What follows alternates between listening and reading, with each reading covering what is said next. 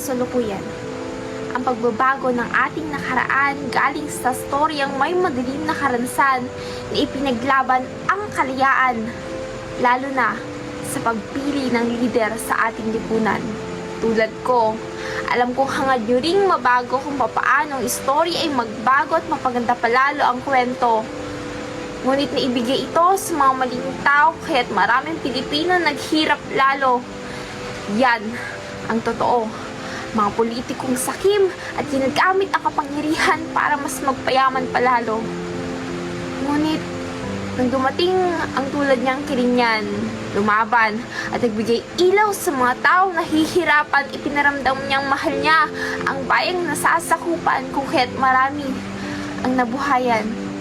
Isang batang pangarap lamang ang bayan ngayon kanya nang nagagampanan. Paghanga ang itinutulo ko sa tulang ito. Oo, tama ang narinig nyo. Paghanga. Pagmamahal niya sa kanyang bayan hindi kayang sukatin ng medida, ruler o perswelo dahil ang pagmamahal niya ay makikita dito. Hanga.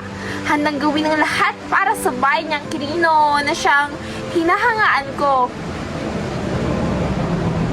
Sa paglipas ng panahon kung saan habang ginagamparan niya ang kanyang posisyon, maraming kabataan ang naging tulay siya upang makapagtagumpay, mga pagtulong sa nahihirapan, pagkilala sa makatutubo at pagmamahal sa mga nakakatanda.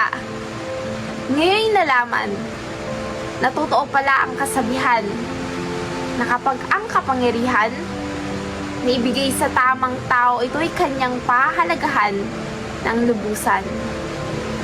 Sa paglipas sa mga araw, ipagpatuloy sana ang paggalaw, hawak kamay, bawal bitaw. Pagmamahal sana sa bayan ang siyang mangibabaw. Sa iyong kaarawan, hangad ko na mahabang buhay pa po ang ibigay sa inyo. Dahil kailangan ka ng bayan ng Quirino, kailangan namin ng isang leader na tulad mo upang ang susunod na henerasyon magkaroon ng ambisyon dahil sa iyong mga aksyon. Kaya ako po ay lubos na nagpapasalamat. Salamat ay hindi sapat dahil walang salitang makatatapat, walang salitang makasasapat dahil handa niyong gawin ang lahat, isang lider na maaasahan para sa ating mga mamamayan. Lubos ko po kayong hinahangaan, taas noo kahit kanino na meron kaming isang lider na tulad mo. Isa ka ng parte ng kasaysayan na hinding-hindi malilimutan. Salamat po, Gobernador Dakila Kua. Maligayang kaarawan.